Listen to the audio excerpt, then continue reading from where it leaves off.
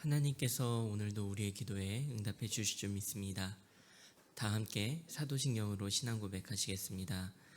전능하사 천지를 만드신 하나님 아버지를 내가 믿사오며 그 외아들 우리 주 예수 그리스도를 믿사오니 이는 성령으로 잉태하사 동정녀 마리아에게 나시고 본디오 빌라도에게 고난을 받으사 십자가에 못 박혀 죽으시고 장사한 지 사흘 만에 죽은 자 가운데서 다시 살아나시며 하늘에 오르사 전능하신 하나님 우편에 앉아 계시다가 저희로서 산자와 죽은 자를 심판하러 오시리라.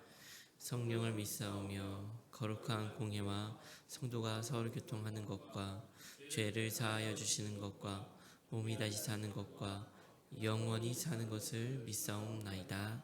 아멘. 다 함께 찬송가 85장 찬양하시겠습니다.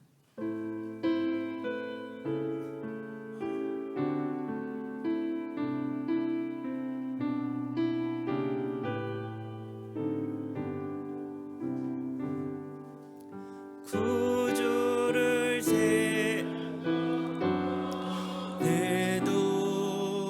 이렇게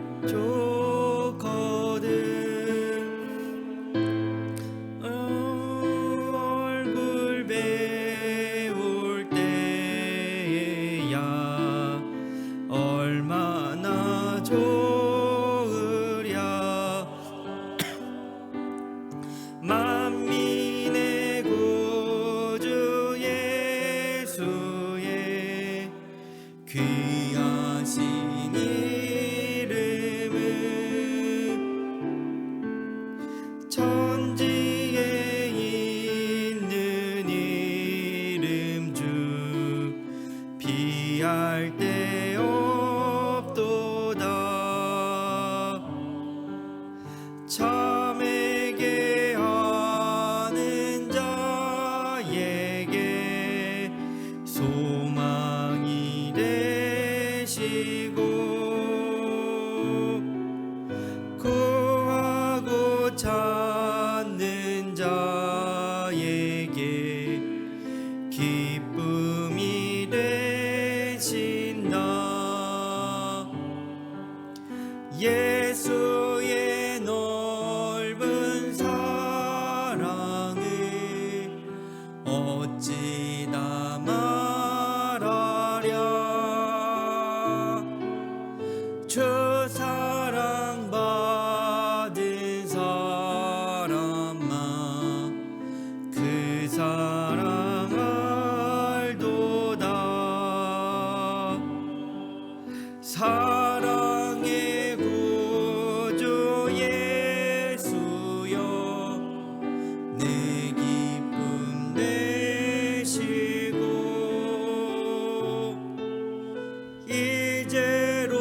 이제로부터 영원히 영광이 되소서.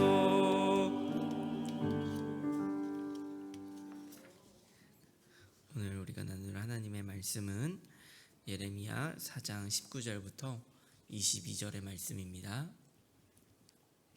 예레미야 4장 19절부터 22절의 말씀입니다. 교독하여 읽도록 하겠습니다. 슬프고 아프다. 내 마음속이 아프고 내 마음이 답답하여 잠잠할 수 없으니 이는 나의 심령이 나팔 소리와 전쟁의 경보를 들음이로다. 패망의 패명이 연속하여 온 땅이 탈취를 당하니 나의 장막과 휘장은 갑자기 파멸되도다. 내가 저 깃발을 보며 나팔 소리 듣기를 어느 때까지 할꼬. 내 백성은 나를 알지 못하는 어리석은 자요 지각이 없는 미련한 자식이라. 악을 행하기에는 지각이 있으나 선을 행하기에는 무지하도다. 아멘. 오늘도 말씀과 기도로 하루를 시작하시는 우리 성도님들을 모두 환영하고 축복합니다. 어제에 이어서 오늘 본문은 하나님께서 남유다를 심판하시는 모습을 기록하고 있는데요. 예레미야는 이제 앞으로 남유다에 일어나게 될 그 심판의 모습을 환상으로 보고 그리고 생생하게 목격하게 됩니다. 그리고 그로 인해 오늘 본문을 통해 이렇게 아파하고 슬퍼하는 모습을 우리에게 보여주고 있습니다. 19절은 이렇게 기록을 하고 있습니다. 슬프고 아프다. 내 마음속이 아프고 내 마음이 답답하여 잠잠할 수 없으니 이는 나의 심령이 나팔 소리와 전쟁의 경보를 들음이로다. 예레미야는 이렇게 말하고 있는 겁니다. 슬프고 아프다. 예레미야는 이 비참한 재앙이 오는 것을 보면서요, 슬프고 아프다고 말하고 있는 겁니다. 저는 오늘 말씀을 묵상하면서요, 이 19절의 말씀이요, 마음에 와닿더라고요. 예레미야 선지자의 마음이 어떠했을지 그 마음이 그 마음으로 느껴지는 겁니다. 여기서 슬프고 아프다라고 하는 말은요, 원어적으로 이제 배와 창자를 의미하는데요. 그러니까 극심한 고통, 특별히 산모가 아파서 몸부림치는 그 모습까지도 연상시킬 수 있는 단어인 겁니다. 그러니 이스라엘이 멸망하는 것을 보는 예레미야의 그 마음이 해산하는 그 여자처럼 처절하게 고통당하고 있다는 거예요. 저는 오늘 이 아파하고 슬퍼하고 있는 이 예레미야의 모습을 통해서 한 가지 묵상을 함께 나누고 싶은데요. 그것은 우리도 슬프고 아파야 한다라는 것입니다. 우리의 마음도 예레미야와 같이 슬프고 아픈 마음이 있어야 한다라는 것이에요. 애통해야 한다는 것입니다. 이것은 단순히 우리에게 고난이 있어야 된다라는 말을 의미하는 것이 아닙니다. 이것은 단순히 슬퍼해야 한다라고 하는 감정만을 이야기하는 것이 아닙니다. 또는 자기 연민에 빠져야 한다라고 혹은 우울해해야 한다라고 이야기하는 것도 아닙니다. 예레미야의 모습을 보십시오. 어떻습니까? 아이를 낳는 어미의 마음인 것입니다. 올해 저는 이제 감사하게 둘째를 출산하는 일이 있었는데요. 첫째를 출산할 때도 힘들었지만 둘째를 출산할 때는 더 힘들었습니다. 이렇게 통증 혹은 상황, 몸 상태 모든 것들이 이제 물론 저가 아니라 저의 아내입니다. 네, 훨씬 더 힘들었습니다. 그러면서 아기를 낳으며 했던 말이 있습니다. 아마 한 번쯤 들어보셨을 수도 있는데요. 이번이 진짜 마지막이야. 이 이야기를 했습니다. 얼마나 힘든지 다시는 겪고 싶지 않다는 것이죠. 너무 고통스러우니까 10분 간격으로 진통이 오고 1분 간격으로 진통이 오고 계속 그렇게 진통이 점점 빨라지는데 그 고통이 얼마나 심한지 손이 부들부들 떨리고 말조차 할 수 없고 그냥 눈물만 흘리며 신음소리만 내며 고통하는 그 시간들 너무너무 아프죠. 빨리 지나갔으면 좋겠습니다. 다시는 낳기 싫을 정도예요. 근데 마음은 어떤 마음입니까? 그 와중에 어떤 열망과 소망이 동시에 작용하는 것을 볼 수 있는 거예요. 어서 빨리 태어나라 라고 하는 마음이 있지만 동시에 건강하게 태어나라 라고 하는 마음이요, 아프면 아플수록 더해지는 겁니다. 아프면 아플수록 야, 그럴 거면 나오지 마 이러는 것이 아니라 아프면 아플수록 더 건강하게 태어나라 하고 하는 그러한 마음이 있는 것입니다.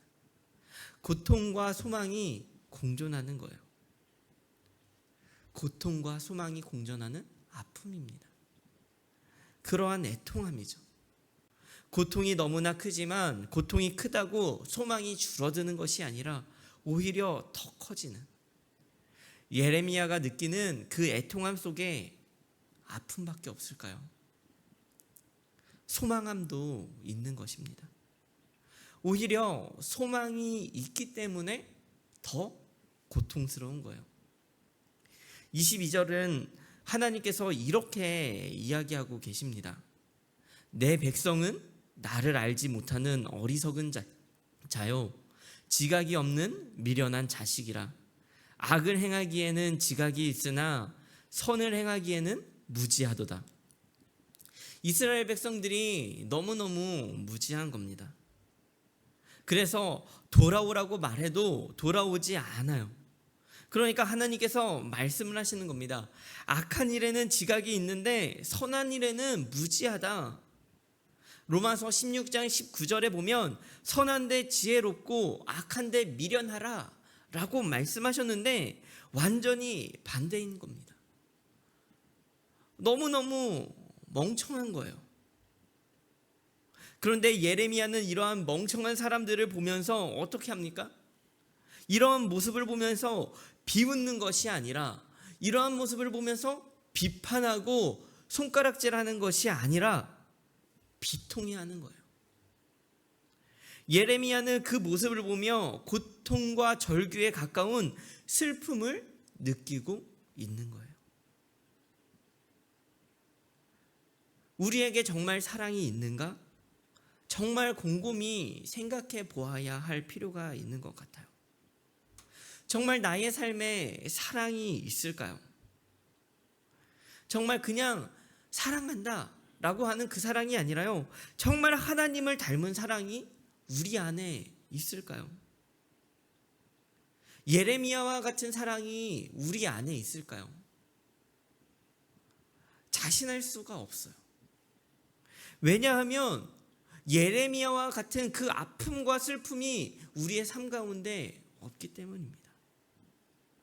비통해하지 않고 비판하거든요. 애통해하지 않고 지적하고 손가락질을 하는 거예요. 정말 사랑한다면 잘못하면 잘못할수록, 마음에 안 들면 안 들수록 더 큰 소망을 품어야 하는 거예요. 그러한 애통함이 있어야 하는데 어느새 우리의 마음 가운데는 애통함이 사라지고 참된 아픔과 슬픔이 사라지고요, 그냥 화만 가득하고, 그냥 단순한 슬픔만 가득하고, 단순한 자기 연민, 우울함만 가득하다는 겁니다. 예레미야의 애통함은 사랑이었습니다. 왜입니까? 하나님의 마음을 닮았기 때문입니다. 23절은 이렇게 기록하고 있습니다. 내가 땅을 본즉 혼돈하고 공허하며 하늘에는 빛이 없으며. 23절부터 26절까지는요, 심판을 당하는 유다의 모습을 기록하고 있는데요, 어떤 이미지를 사용하냐면요, 창세기 1장에 아무것도 존재하지 않는 그때에, 혼돈하고 공허한 그때, 새도 없고 바다도 없고 빛 한 점 없는 그때의 그 순간을 묘사하고 있는 겁니다. 이 순간 하나님께서 기억하시는 사람의 모습은 어떤 모습입니까?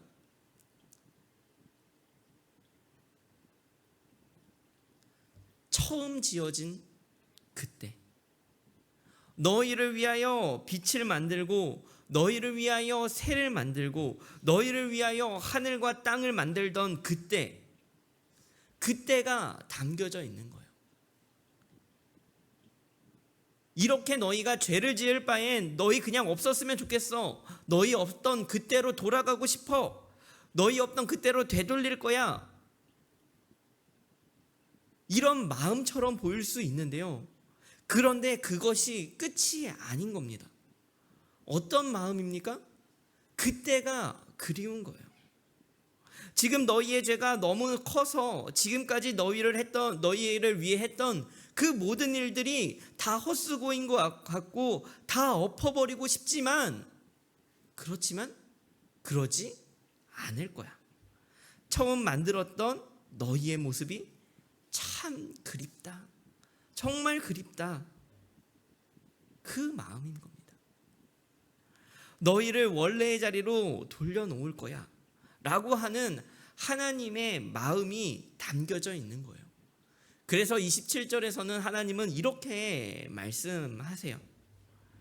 여호와께서 이와 같이 말씀하시길 이 온 땅이 황폐할 것이나 내가 진멸하지는 아니할 것이며.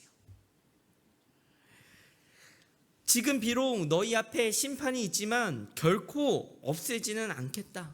없애는 것이 목적이 아니라는 겁니다. 그 안에 하나님의 소망이 담겨 있는 거예요. 너희를 돌려놓겠다.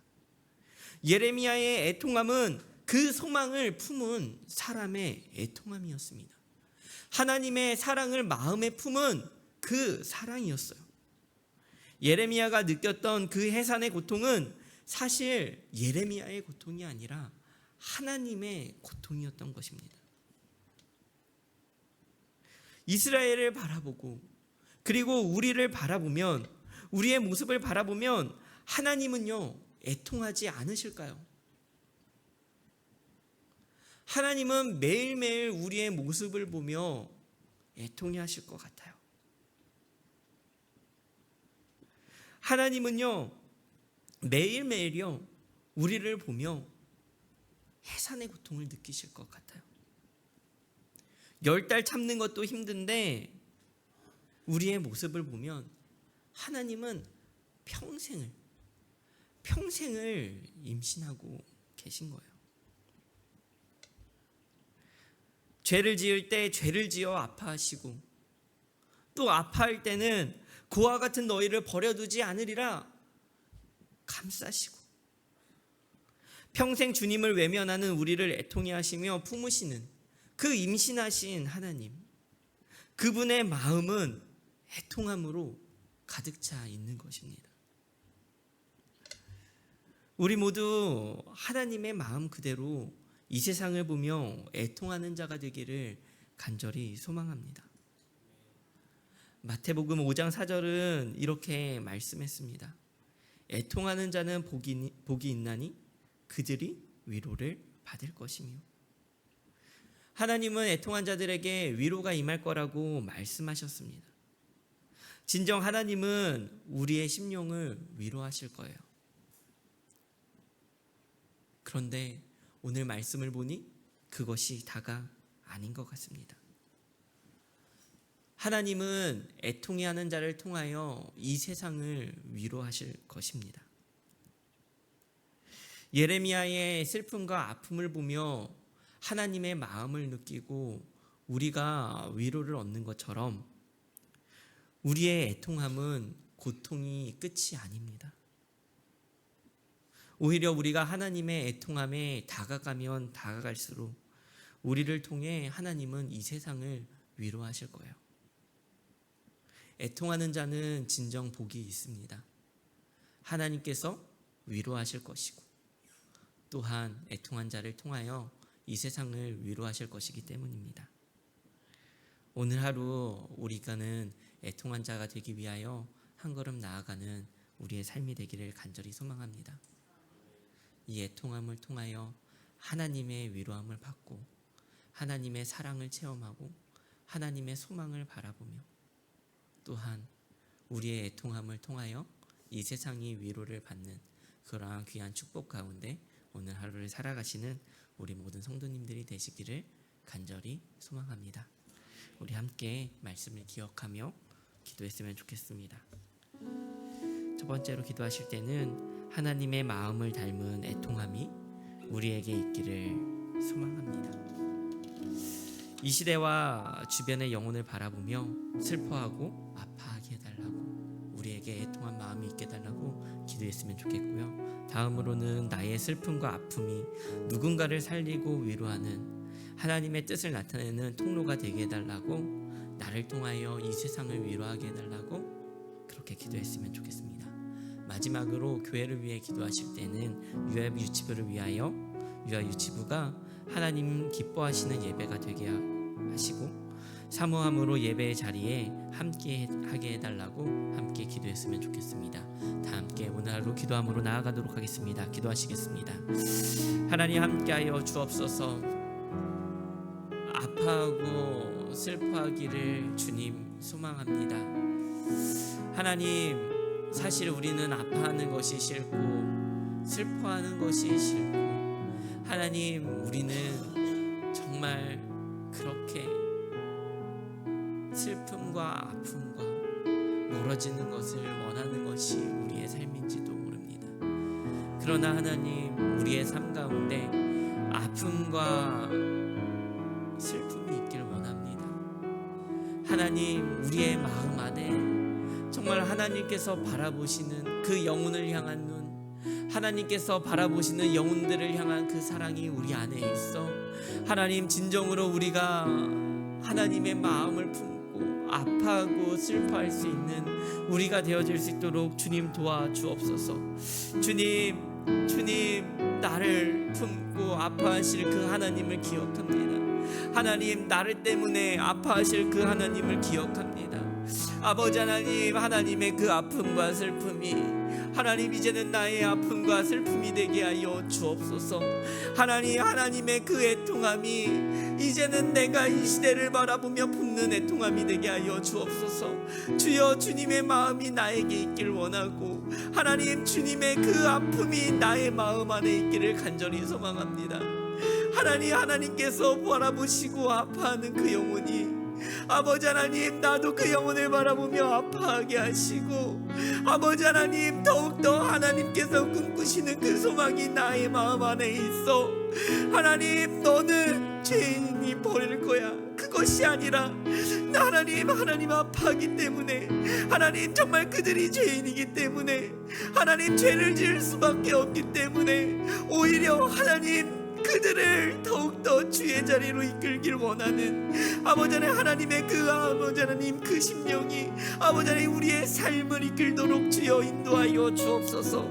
아버지 하나님, 우리의 삶이 더욱더 주님을 향할 수 있기를 원합니다.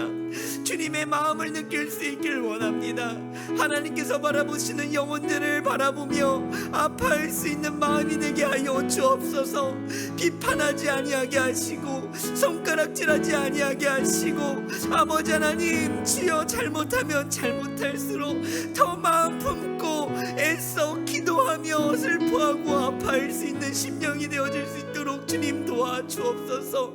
아버지 하나님, 그러한 애통함이 나의 삶에 가득하게 하여 주옵소서. 하나님, 불만과 불평이 아니라 아버지 하나님 애통함으로 나의 삶이 가득하게 하여 주옵소서. 아버지 하나님, 말해야 할 말을 듣지 않는 나의 자녀, 아버지 하나님, 불만과 불평 속에 있는 나의 가정, 아버지 하나님, 모든 아픔과 슬픔이 아버지 하나님 이제는